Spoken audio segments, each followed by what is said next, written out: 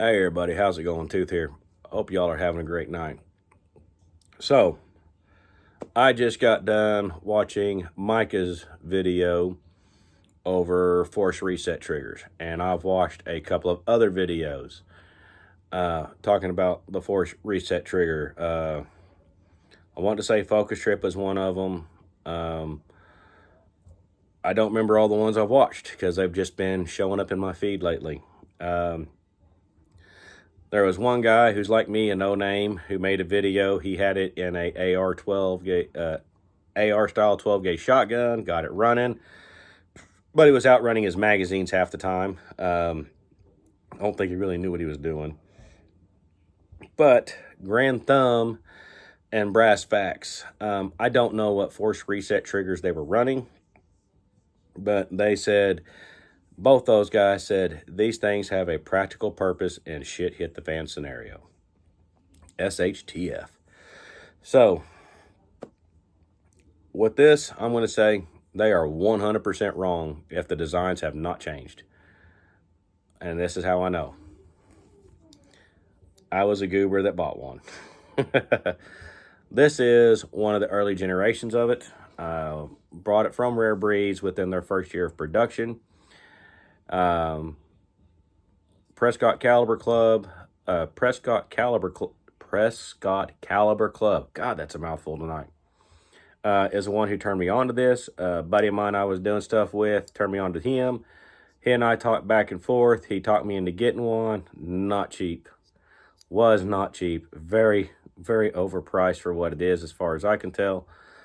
But hey, I'm glad I went ahead and bought it from Rare Breeds because they won their lawsuit against the ATF and all of that good stuff. And with that being said, we'll go ahead and cover Second Amendment Foundation and GOA, which I am a member of both of those. I pay them $50 a year, and I wound up joining both of those because one of them was part of the lawsuit with Rare Breeds, or had a similar lawsuit going against the ATF along with Rare Breeds as far as the force reset triggers went. And then the other one was on the pistol brace deal for your little bitty guns. So basically joined them to be part of the cease and desist and all that stuff to hit the ATF and all that. So now that that's out of the way, and no, they did not pay me to say that, I just thought it would be a good piece of advice to maybe let you all know things like that in case you get stuck in a boat like this little dude and this little dude had going on. Because I know some of you guys out there I talk to do run shorties. Anyway, so let's cover this thing. Practical use and shit hit the fan scenario. 100% no. They're wrong. Well, I'll tell you why they're wrong. Actually, I'm going to try and show you why they're wrong. So let's see if we can get this dude to focus right there. There we go. So right there, you see that spring sitting inside there. That is attached to the cam bar that has to actuate with the BCG. So watch that spring as I push on it. You can see how it's not being pushed straight back. They did not angle drill that hole. So you're pushing up and at an angle on a piece of material or a part that is designed to work in a straight line, and it's not. Now this one hasn't broke. When I bought mine, a couple of other buddies bought them. Those springs broke. Prescott Caliber Club had some kind of deal going with Rare Breeds to get parts for these things. Like I said, this is the older generation. It's a save money, spend a bunch of money. So it's a 2-position, not a 3-position. I did contact Rare Breeds with this whole ruckus kicking off about these things lately. And I wanted to kind of talk with them a little bit first before I came out here and made this video and gave my honest opinion on this thing. Like my buddies, they ran more rounds to theirs. This one has about 2,000 rounds on it, tops. And they ran more than I did. I do not know the round counts, but that spring I just showed you would break. And Prescott Caliber Club would hook us up. And at one point in time, out in an environment, a buddy was running one of these on his light fighter setup. That's why I know he went through way more ammo than I did, because it was belt fed. That was a fun one to shoot. Not gonna lie, that was going back to when I used to run 249s and all that good stuff, having to go do 00 Foxtrot stuff or contracting days. Nix that contracting days. You ain't supposed to know that. But anyway, that was a lot of fun. But yeah, we wound up using a spring out of a pin to get his system back up and going so we could play with it some more. Practical purposes, no, it doesn't have any, especially in shit hit the fan where your life depends on it. It's a really expensive toy. 100%, it's a really expensive toy. I don't remember how much I paid for it. I'm wanting to say it was around $400 that I paid for it. And that one, like I said, that one hasn't broke yet. Rare Breeds, when I asked him if there's been any other upgrades to it other than the 3-position trigger, I never got a reply back. $125, I can get the 3-position safety on it and all that good stuff. I'm on the fence about doing it. I don't know if I'm going to do it or not. The only reason I would do it is to put it back in this toy, because it was a lot of fun to shoot, and I still got a lot of the tuning stuff laying around here for that gun anyway to go back and have fun with it. And I think a 3-position would just be a little bit more fun. But like I said, it's a toy. 100% it's a toy. But now that we covered that, let's go ahead and get down to the nitty-gritty in case you do want to get one, or you decide you want to buy a binary trigger in the process. Right off the bat, I am going to go ahead and throw my 2 cents on this on the binary triggers. Do not buy a Fostech. They're junk. I have taken more Fostechs apart and replaced springs than I can count.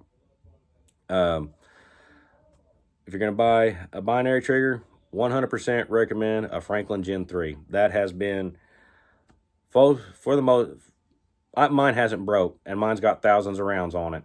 Do I always run it in mag dump mode? No, I'm trying to tear my guns up too much. But have I run mag dump mode? Yeah, I have, but it has not broke. I have not had an issue with it. Everybody I know that's bought in a Fostech, I'm way past them on round counts before parts started breaking. So there's that. If you're going to buy one, buy binary, buy Franklin.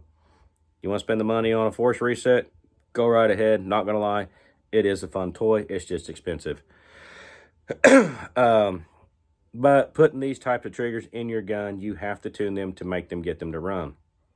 Right off the bat, 1, gas port size on your barrel needs to be a .078 to a .081. You need volume of gas running through that system to make it run. Now, I have not done a piston gun, but Micah on his video did a piston gun. It didn't work. So there's that. I couldn't tell you if a short stroke gas piston would work. I know the one I think he said was a long stroke. So that's as far as I can go with that one. I can't tell you anything. But after you get your gas port size, then you have to worry about outrunning your magazine, so you have to worry about the cyclic rate. This was a conversation I had with a couple of other guys online talking about some stuff, and they were like, I don't know if I want to mess with the tuning. You've got to mess with the tuning, or you're going to outrun the magazine. I'm sorry, I'm just speaking from experience. Because once we figured out what gas port size we needed and we got the gun to run, then it was like, oh shit, we're still not running. And then we just would not, the BCG was moving so fast, it would not pick up another round out of the magazine. We were just outrunning the magazine, causing misfeeds or just complete skips. So most of my guns are all mid-length gas systems, 16-inch barrels or an 18-inch barrel with the mid-length gas system. The 18-inch barrel is the one I really liked. It was a heavy profile barrel. And I bought a couple of those D60 mags for Magpool and all of that stuff. And I think that's where I kind of just bit the frustration point, is I just never could get those to run. 30-round magazine to make it run properly. What I wound up doing is put the heavy green spring from Springco in, or a variant thereof, and then I would put an H3 buffer, a real heavy buffer inside there, and that would get my gun to slow down enough to not outrun the magazine on the AR-15 chassis and 5.56. it's still cooking rounds off, boys. It's still moving pretty fast. So definitely got to get that done. Heavy spring, heavy buffer, oversized gas port so you have gas to make the system work. It's not pressure, it's volume you need to make things work. For you guys in hydraulics school, you'll understand, or work in hydraulics. Now, let's go talk about blowback systems. Same thing. Like I said, that trigger was in this gun, and we put the heaviest 9mm buffer spring we could find in it. And I also put a maxed out Odinworks AR9 buffer in this thing. Not quite as slow as a Thompson submachine gun, but it would run. We had the best luck out of KCI and SMG magazines. Glock magazines, as long as it was a 20, that was the best one. Ran great with the 20 rounders. Anything of the Glock series magazines that was above 20 rounds, we'd have misfeeds, all sorts of crazy issues, double feeds, all sorts of crazy issues going on. PMag, Magpul magazines, they weren't trash. It would not do it. That one would be like, you fire a round, eject the brass, and then you'd see a live round fly out and it'd pick it up. And I was like, I've never seen anything like it before, but that's what was going on. And there go the dogs. Hopefully they settle out, or hopefully y'all can hear me, because I'm just about done with this one. But the KCI mags and the SMG mags are pretty close to the Glock mags. They have the metal lips at the top of the magazine to keep them from flexing out. I'm going to have to go back and look at the PMag. I do not remember if it had that or in there or not. One of the guys I was running around with bought me a bunch of Min 2 magazines. Throw them in the fucking trash. They're junk. They are straight up trash. They ain't worth $1. And $1 ain't worth shit nowadays. So, I think we covered it right there. We covered the tuning and what we need to do to make this work. To be 100% honest with you, with my binary triggers, as far as buffer weights and gas port goes, I do the exact same thing. Minimum 0.078 gas port with the binary trigger on the barrel. Playing with adjustable gas block right now, still up in the air, if I'm going to leave it on the gun or not. We'll figure that one out as we go. Well, like I said, last week we put the video up on that. We figured out that the BCG, the bolt, was wore out, and now we are ejecting properly and all of that good stuff. Suppressed and unsuppressed. It's amazing how much difference a bolt will make. So, we covered it. Practical purpose? No. That's a really expensive toy. Practical purpose? More than likely not. It's a toy. But your 5.56 guns, yeah. Guys, if you want to do it. It's fun. I'm not going to lie to you. I just hope you got the wallet to back up that ammo price. But other than that, y'all have a good one. I'm out of here. I'm going to go feed the dogs so they shut the hell up and find something to eat myself. Later.